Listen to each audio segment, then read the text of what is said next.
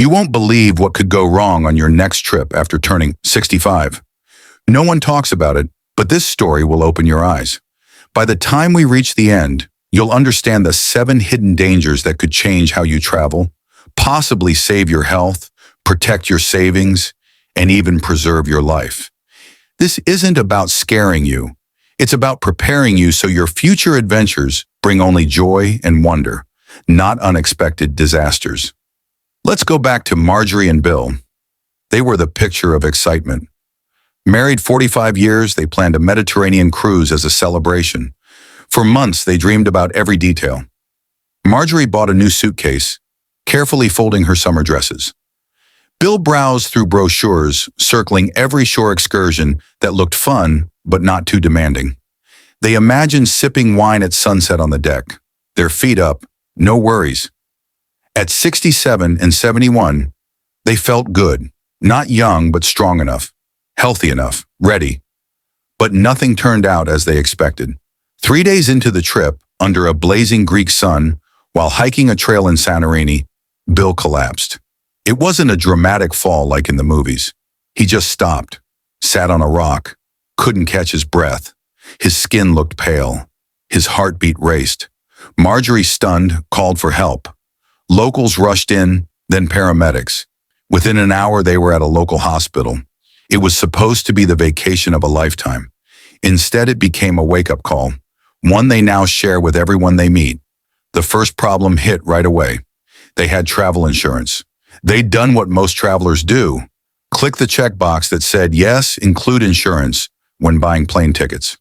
But when the hospital asked for money and they didn't have thousands of euros in cash, the insurance company said claims would take over a week. That's if they were approved. Emergencies don't wait. Marjorie's hands trembled as she handed over their credit card. It maxed out. They used their debit card. The financial strain set in, not because they hadn't planned, but because no one had told them what their policy really covered. Or didn't. Bill had high blood pressure, but it was stable. He'd been on medication for years. Danger 2 made its entrance, underestimating how travel affects pre-existing conditions, crossing time zones, different food, late nights, new routines. All of it messes with your body. Bill hadn't checked with his doctor before leaving. He assumed the same pills he took every morning at home would work just as well on a ship. But that morning in Santorini, his blood pressure had spiked. He didn't feel the warning signs. He just pushed through, until he couldn't. After the hospital visit, they returned to the ship, shaken. Determined to keep going, they joined an excursion in Dubrovnik. The guide described it as light walking, but those words meant something very different on paper. That medieval city is all cobblestone, slopes and steps everywhere. Bill, still recovering, could barely manage. Marjorie had to support him.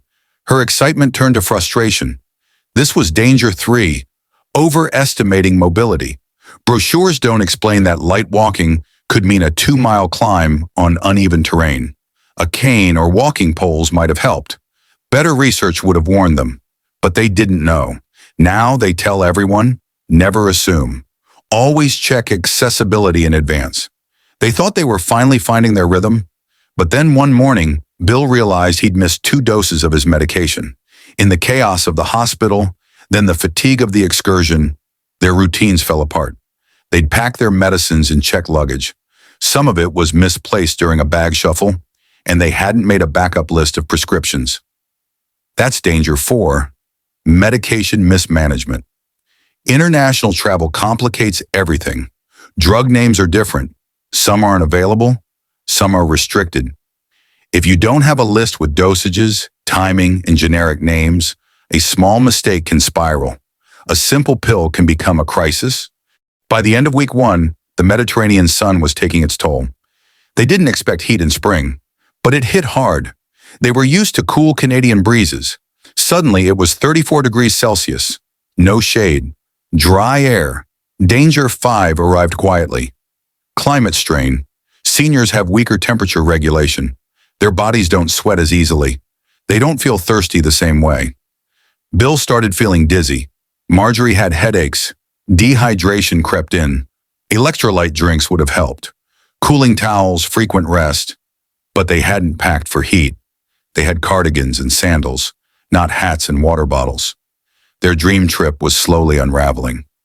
In Athens, the sixth danger appeared with a smile. A friendly young man approached them at a market. He praised their accents, asked where they were from, offered to show them local produce, guided them into a side stall. It happened fast. Their bag was open. A wallet disappeared. They lost cash, a credit card, and their ID. Thieves target older tourists. That's not paranoia, it's fact. Seniors move slower. They're seen as trusting, as distracted. It's called distraction theft, and it happens in seconds. Anti-theft bags, RFID blocking wallets, split cash across pockets. None of this was in their plan, but it should have been. Finally, they returned home, exhausted, relieved, but the trip still wasn't over. Bill got sick, a simple cold from the plane, but his body, drained and vulnerable, couldn't fight it. He ended up in bed for 2 weeks, missed follow-ups with his doctor, lost weight. That was danger 7, post-travel health decline. Travel is joyful, but it's exhausting, especially for older bodies. Jet lag hits harder, immune systems dip. What they needed was a recovery plan, quiet days, fluids, light food, and maybe a home nurse visit. They didn't know. Now they always prepare for the return just as much as the departure. Marjorie and Bill learned all of this the hard way, but they didn't let it stop them. They still travel, still explore, but now they visit their doctor before every trip. They carry a full medical list, copies of prescriptions, a translator app for emergencies.